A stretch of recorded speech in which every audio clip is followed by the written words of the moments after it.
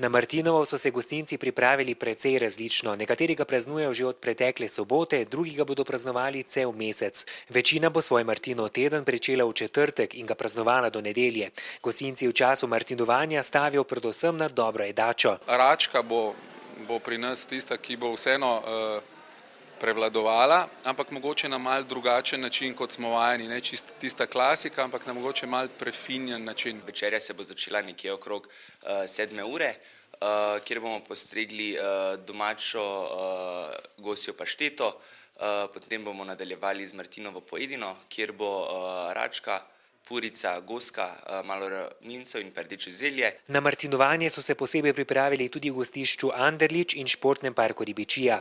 Tam bodo poleg žive glasbe potekali tudi krsti mladih vin. Torej prideta kmet in kmetica, na sodo pripeljeta vino, pride župnik, pridejo ministranti in vse se v šali pokrsti in torej pol probamo vsi, tudi povabljeni oziroma gosti, to mlado vino. Sicer so gostinci prepričani, da je praznik vina na štajerskem koncu izredno pomemben. Ne glede na to, je to slovenski praznik, s katerim lahko privabimo veliko turistov, ne le v Slovenijo, ampak predvsem v Maribor, katera je zelo lepa vinorodna dežela. Cene Martinovih pojedin pri mariborskih gostincih so precej različne, saj segajo med 7 in 35 evrov.